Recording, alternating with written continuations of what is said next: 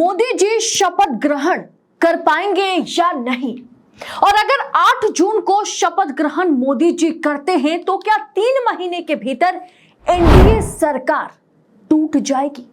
यह सवाल इसलिए उठ रहा है क्योंकि एनडीए में जो खामोशी है, इस पिक्चर के पीछे, इस वीडियो के पीछे, इन तस्वीरों के पीछे जो खामोशी है, ये कहीं तूफान से पहले की खामोशी तो नहीं है।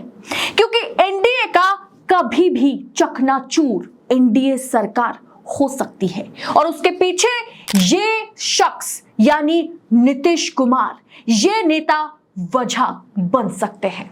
क्योंकि नीतीश कुमार ने मोदी जी को चेतावनी दे दी है, अगर शर्तें नहीं आप मानते हैं तो इंडिया का दरवाजा खुला है मेरे लिए। अंदर खाने की इस खबर ने हर किसी को चौंका दिया और ये खबर बिल्कुल अंदर खाने से निकल के आ रही है और सीधा मैं आप तक, देश नीति आप तक पहुंचा रहा है।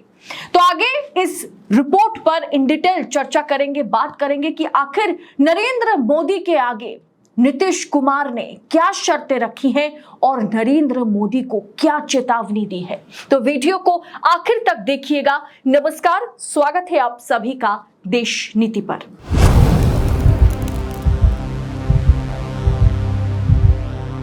दोस्तों, नरेंद्र मोदी ने दिल पे इतना बड़ा सा पत्थर रख के एनडीए की सरकार, ध्यान में रखिएगा, मोदी की सरकार नहीं, एनडीए की सरकार बनाने की पेशकश की। जिन्हें मोदी सरकार के बदले बीजेपी सरकार सुनना भी पसंद नहीं था, उन्हें अब एनडीए के नारे लगाने पड़ रहे हैं। एनडीए वाले मंत्री पद से लेकर के विशेष अनुदान तक मांगों की बौछार लगा दी और मोदी को सब कुछ मुंह पर सेलोटेप मार के सहना पड़ रहा है। केंद्र में एनडीए की नई सरकार बनने से ज्यादा सियासी माहौल इन दिनों बिहार के सीएम और जेडीयू के मुखिया नीतीश कुमार को लेकर के गरमाया हुआ है। अंदर खाने से खबर यह निकल के आ रही है कि नीतीश कुमार, जिन्होंने मोदी के साथ कल शाम को हाथ तो मिलाया, लेकिन पीछे छोरा भी घोंप सकते हैं। क्योंकि नीतीश कुमार ने जो शर्तें, जो मांगे रखी हैं मोदी के आगे, क्या नरेंद्र मोदी उसे मानेंगे? और अगर अभी मान भी लेते हैं तो 3 महीने बाद खेला खत्म हो जाएगा। और तब नीतीश कुमार ने साफ कर दिया कि देखिए जनाब, अगर आप मानते हैं तो अच्छी बात है, अगर नहीं मानते हैं तो मैं क्या करूंगा, जिसके बारे में आगे मैं आपको बताऊंगी। लोकसभा चुनाव के नतीजों में जेडीयू को 12 सीटें मिली है। एनडीए के घटक दलों में नीतीश कुमार की पार्टी तीसरा सबसे बड़ा दल है। पहले है बीजेपी, उसके बाद है टीडीपी, तेलुगु देशम पार्टी, चंद्रबाबू नायडू की पार्टी, और उसके बाद है जेडीयू। ऐसे में केंद्र की नई सरकार में नीतीश कुमार की अहमियत को नजरअंदाज नहीं किया जा सकता और वो गलती इस समय नरेंद्र मोदी कर भी नहीं रहे हैं। लेकिन जो मांगे नीतीश की ओर से रखी गई है, उन तमाम मांगों पर, शर्तों पर नरेंद्र मोदी और शाह जो है कहीं ना कहीं बौखलाए हुए हैं।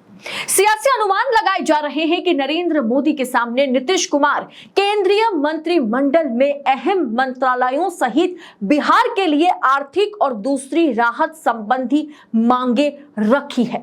हालांकि अपनी मांगों को लेकर के नीतीश कुमार ने अभी तक चुप्पी साध रखी है, मीडिया के सामने उन्होंने कुछ नहीं कहा।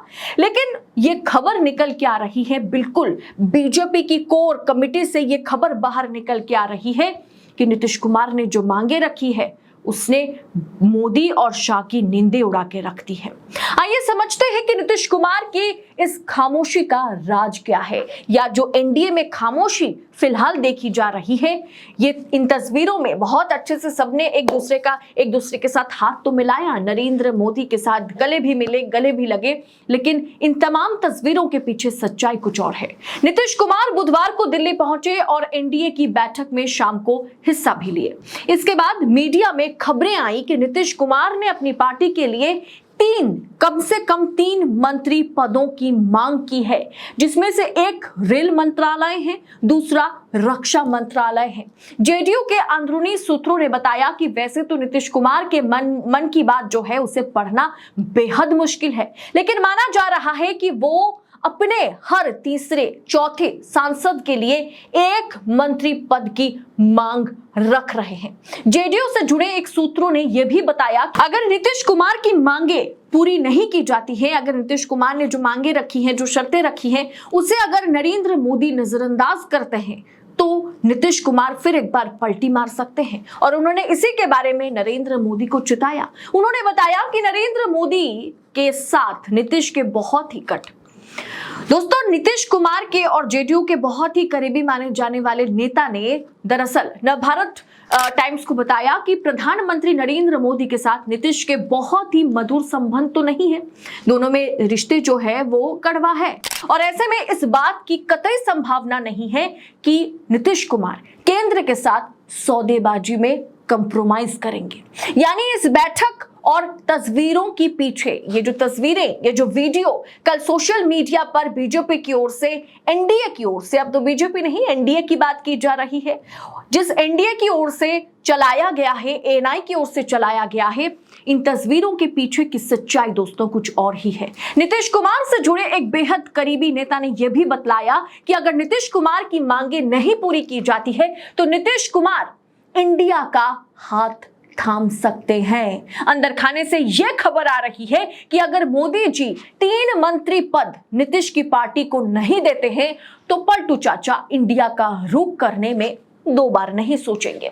एनडीए के पास फिलहाल 292 सीटें हैं, जिसमें जेडीयू के पास 12 सीटें हैं। अगर जेडीयू इंडिया के साथ जाती है तो एनडीए के पास 280 सीटें रहेंगी, यानी बहुमत से महज 8 सीटें ज्यादा।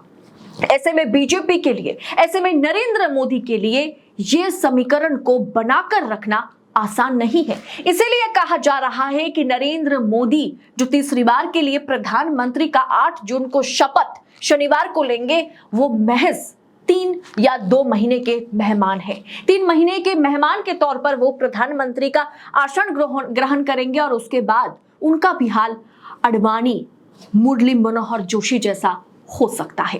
फिलहाल इस पूरे विषय पर आपकी राय क्या है? क्या आपको लगता है वाकई नीतीश कुमार जो है, ये जो कहा जाता है कि बिहार ही है, बिहार से ही देश की राजनीति की दिशा और दशा तय होती है, क्या वाकई नीतीश कुमार इस बार किंग मेकर, और क्या पता कि वो किंग को तोड़ भी सकते हैं, एनडीए को तोड़ सकते हैं और इंडिया में किंग मेकर बनकर जो है 3 महीने 2 महीने बाद उभर भी सकते हैं। क्या वाकई नीतीश कुमार ने नरेंद्र मोदी के सामने जो शर्तें रखी हैं, क्या नरेंद्र मोदी मानेंगे? क्योंकि उनके पास फिलहाल मानने के सिवाय कोई ऑप्शन है नहीं, लेकिन अगर वो मान भी जाते हैं, उनकी पूरी कोशिश होगी जेडीयू के सांसदों को बीजेपी के पक्ष में करने की। और क्या ये नीतीश कुमार होने देंगे, या नीतीश कुमार के लिए एनडीए और नरेंद्र मोदी से सबसे बेहतर और बेहतरीन ऑप्शन जो है वो इंडिया है, और इंडिया का दरवाजा जो है वो नीतीश कुमार के लिए आज भी खुला है। तो इस पूरे विषय को, इस राजनीतिक हलचल को आप किस तरह से देख रहे हैं, इस पर आपकी टीका टिप्पणी जो भी है कमेंट बॉक्स में हमारे साथ जरूर शेयर कीजिएगा। बाकी ऐसी तमाम खबरों को निष्पक्षता के साथ पाने के लिए देश नीति को सब्सक्राइब करें, क्योंकि देश नीति वो मीडिया प्लेटफॉर्म है जो राजनीति और राजनेताओं से जुड़ी तमाम खबरों को सटीक पड़ताल के साथ, सच के साथ आप तक पहुंचाता है। बहुत बहुत शुक्रिया। जय हिंद, जय भारत।